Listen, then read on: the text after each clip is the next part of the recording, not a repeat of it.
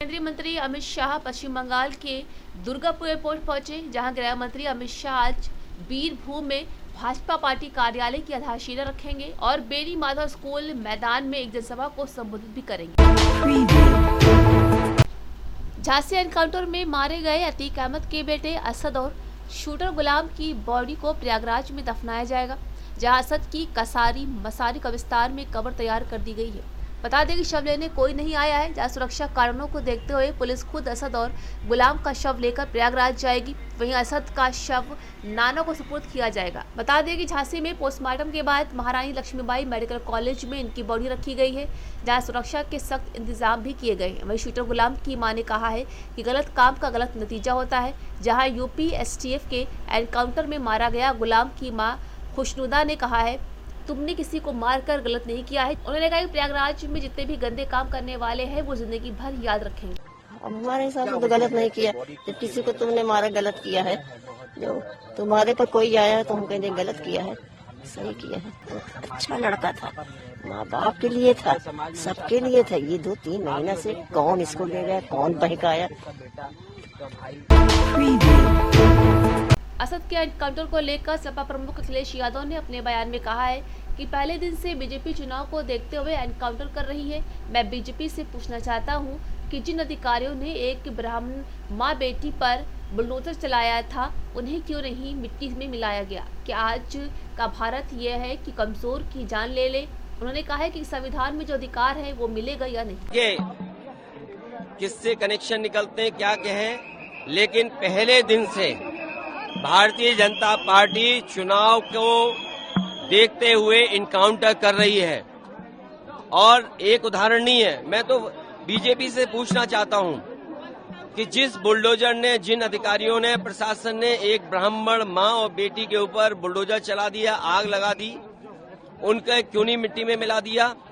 बलिया में एक नौजवान छात्र नेता जो चुनाव लड़ना चाहता था, उसको मुख्यमंत्री जी के स्वजाति लोगों ने मार मार करके जान ले ली। क्या आज का भारत ये है कि कमजोर की जान ले लेंगे? क्या भारत आज का ये है कि जो संविधान में हमें अधिकार मिले वो नहीं मिलेंगे? लखनऊ में डॉक्टर भीमराव अम्बेडकर की 133वीं जयंती के अवसर पर उत्तर प्रदेश के मुख्यमंत्री योगी आदित्यनाथ ने डॉक्टर भीमराव अम्बेडकर की प्रतिमा का माल्यार्पण किया। वहीं दिल्ली में भाजपा के राष्ट्रीय अध्यक्ष JP नड्डा ने भी डॉक्टर भीमराव अम्बेडकर की 133वीं जयंती के अवसर पर उनकी तस्वीर पर पुष्प अर्पित की है। अतीक अहमद के बेटे असद अहमद के एनकाउंटर पर राज्यसभा सांसद संजय राउत ने कहा है कि सबसे ज्यादा एनकाउंटर मुंबई में हुए हैं। उस समय हमारे यहाँ उन्हें एनकाउंटर स्पेशलिस्ट की उपाधि भी दी गई थी, लेकिन लगभग सभी एनकाउंटर स्पेशलिस्ट जेल गए। जहाँ मुंबई में कुछ लोग ऐसे एनकाउंटर के खिलाफ सबूत लेकर न्यायालय गए और फिर जांच के बाद बहुत से एनकाउंटर स्पेशलिस्ट को जेल हुई। बात ऐसी है, सबसे ज्यादा एनकाउंटर मुंबई में हुए। आपको पता होगा मुंबई के एनकाउंटर कुछ साल पहले जो चल रहा था, एनकाउंटर स्पेशलिस्ट एक उपाधि हमारे यहाँ देते थे। लगभग सभी एनकाउंटर स्पेशलिस्ट जेल में गए या आज भी जेल में हैं। ये समझना चाहिए, इस देश में कानून है, इस देश में न्यायपालिका है, इस देश में लोग सब कुछ देखते हैं। आतंकवादी हो तो उनका एनकाउंटर होना चाहिए। अगर बहुत बड़ा माफिया है जिसको समाज को खतरा है तो इस प्रकार से एनकाउंटर होते रहते हैं।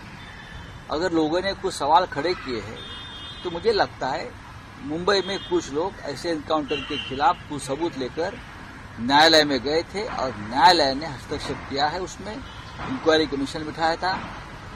बाद में लगभग सभी एनकाउंटर स्पेशलिस्ट जेल में गए या आज भी उसमें से बहुत से लोग जेल में हैं। मैं इतना ही कह सकता, नहीं बोलूंगा उस राज्य की स्थिति, लॉ एंड ऑर्डर वो देखने के लिए वहां के मुख्यमंत्री है, वहां के कानून मंत्री होंगे, वहां के गृह मंत्री होंगे, उसका पर मैं क्यों बात करूं। लेकिन मैंने मुंबई की बात करी, मैं महाराष्ट्र की बात कर सकता हूँ। उत्तर प्रदेश में उमेश पाल हत्याकांड मामले में गैंगस्टर अतीक अहमद और उनके भाई अशरफ को प्रयागराज के धूमनगंज थाने लाया गया है और ये रात भर वहीं रखा जाएगा।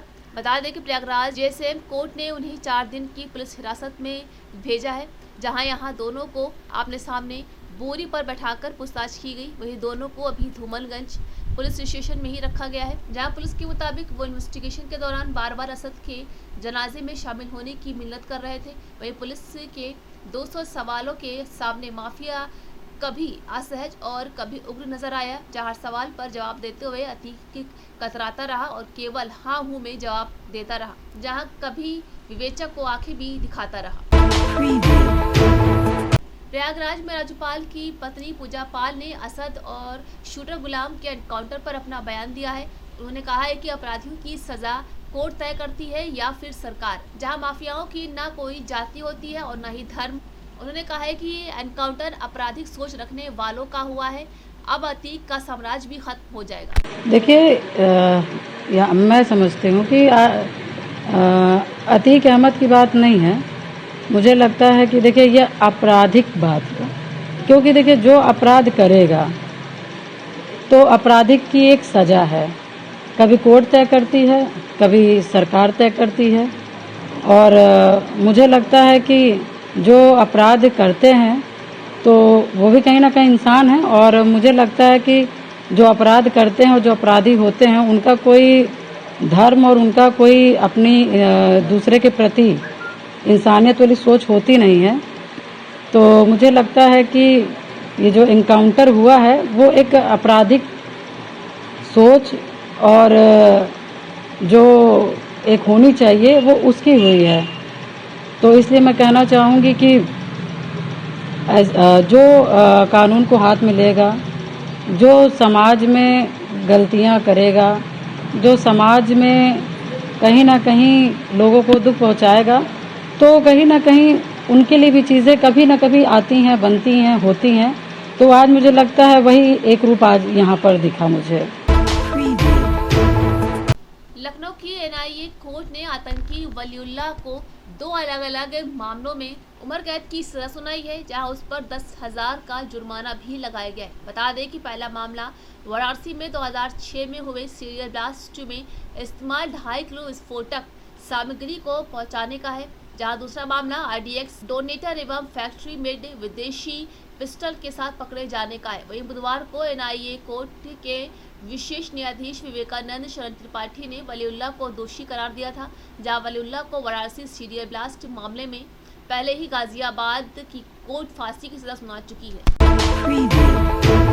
असद के एनकाउंटर पर एआईएम चीफ असदुद्दीन ओवैसी ने कहा है कि यह एनकाउंटर नहीं, कानून की धज्जियों का एनकाउंटर है। कोर्ट किस लिए है? उन्होंने कहा है कि सीआरपीसी किस लिए है, जज किस लिए है। अगर तुम फैसला करोगे कि गोली से इंसाफ करना है तो बंद करो कोर्ट को। बता दें कि उन्होंने कहा है कि जुनैद और नसीर को जिसने मारा उसका भी एनकाउंटर करोगे या नहीं, क्योंकि मजहब के नाम पर एनकाउंटर करते हो। उन्होंने कहा है कि अभी तक 1 पकड़ा गया और 9 गायब है। ये कानून की धज्जियां उड़ा रहे हैं, एनकाउंटर नहीं है। उन्होंने कहा है कि तुम कॉन्स्टिट्यूशन का एनकाउंटर करना चाहते हो। जुनैद और नसीर को जिसने मारा तुम उसका भी एनकाउंटर करोगे? नहीं करोगे तुम। इसलिए नहीं करोगे क्योंकि तुम मजहब के नाम पर एनकाउंटर करते हो। मारो जुनैद और नसीर के कातिलों को। नहीं मारोगे, अब तक 1 पकड़ा गया, 9 गायब। नहीं करोगे। ये कानून की धज्जियां उड़ रही, एनकाउंटर नहीं। तुम कॉन्स्टिट्यूशन का एनकाउंटर करना चाहते हो।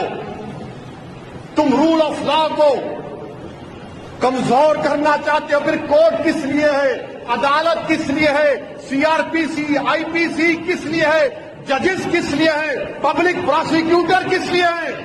अगर तुम फैसला करोगे कि गोली से इंसाफ करेंगे तो फिर बंद कर दो अदालतों को।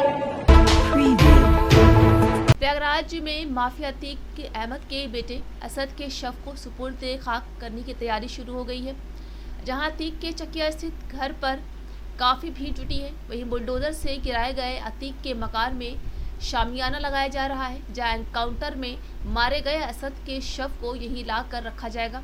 वहीं दूसरी ओर पुश्तैनी कब्रिस्तान कसारी मसारी में कब्र खोदी जा रही है। इसी में असद को सुपुर्द खाक किया जाएगा, जहां एहतियात के तौर पर चकिया और कसारी मसारी में पुलिस फोर्स भी तैनात है। आपको बता दें कि अतीक अहमद से पुलिस से उसकी फरार पत्नी शाइस्ता परवीन और गुड्डू मुस्लिम के बारे में भी पूछताछ कर रही है। वहीं अशरफ से बरेली जेल में बुलाकर शूटरों के साथ हुई बैठक के बारे में सवाल पूछे गए।